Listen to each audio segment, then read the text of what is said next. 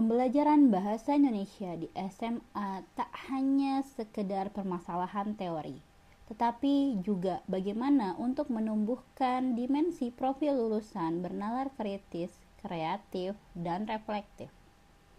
Salah satu keterampilan penting yaitu keterampilan menulis. Dalam hal ini kita akan membahas tentang teks laporan hasil observasi atau yang bisa disingkat dengan LHO. Pada teks ini, keterampilan menulis merupakan cerminan kemampuan murid untuk mendeskripsikan fakta secara objektif. Kita akan bahas terkait penerapan pendekatan pembelajaran mendalam untuk mengoptimalkan kualitas struktur dan kaidah kebahasaan teks laporan hasil observasi murid kelas 10 SMAN 1 Brau. Bersama saya, Ika Novita Mulia.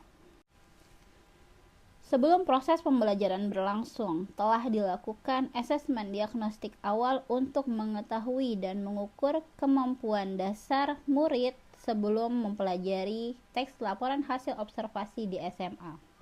Diperoleh data bahwa mayoritas murid masih kesulitan dalam mengembangkan ide, menyusun kerangka, dan mereka juga tidak konsisten dalam menggunakan kaidah kebahasaan seperti konjungsi maupun istilah teknis lainnya.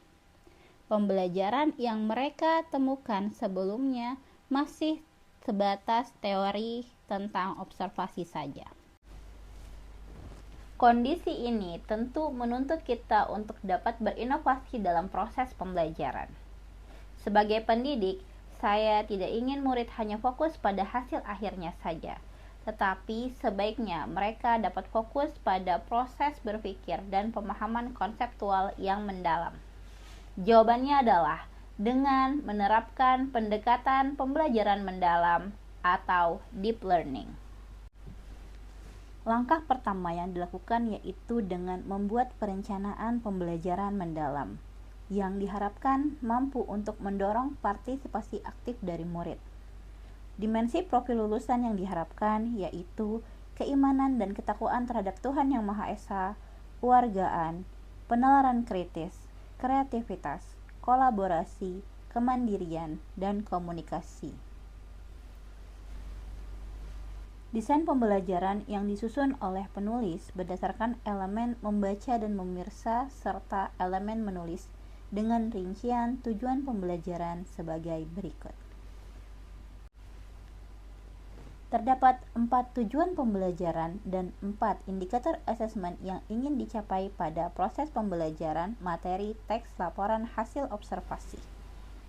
Pada kerangka pembelajaran, penulis mendesain rencana praktik pedagogis yang berupa diskusi kelompok, penerapan model pembelajaran berbasis masalah atau PBL, penerapan model pembelajaran berbasis proyek atau PJBL, dan diakhiri dengan presentasi secara digital, yaitu dengan metode Gallery Walk.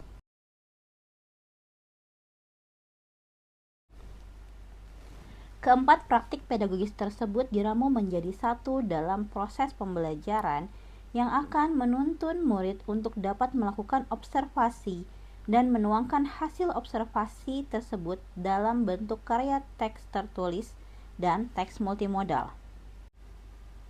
Langkah-langkah yang dilakukan untuk dapat mencapai tujuan pembelajaran dengan menerapkan pengalaman pembelajaran mendalam yang berupa memahami, mengaplikasi, dan merefleksi dijabarkan dengan kelima tahapan berikut, yaitu tahap perencanaan proyek, tahap observasi, tahap penyusunan kerangka, tahap pengembangan kerangka menjadi teks, dan yang terakhir adalah tahap mengalihwahanakan teks LHO menjadi versi teks multimodal.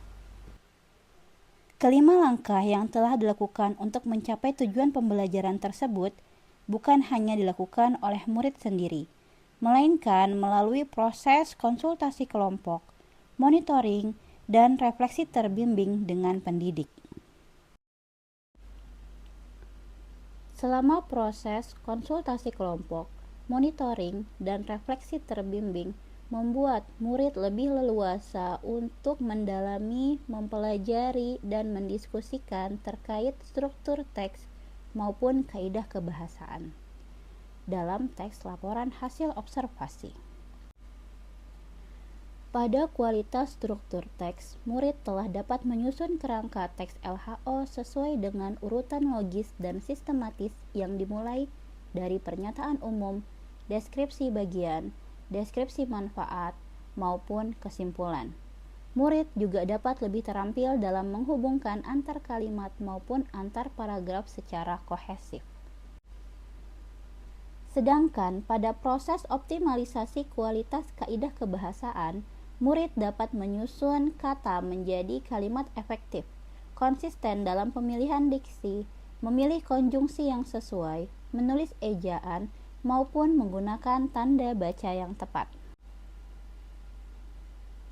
Perkembangan ini sangat dipengaruhi oleh penerapan model pembelajaran PBL dan PJBL pada pendekatan pembelajaran mendalam yang mengarahkan murid untuk mencari data secara faktual dalam proses observasi, mengolahnya menjadi kalimat, mengikuti refleksi terbimbing dan umpan balik dari pendidik.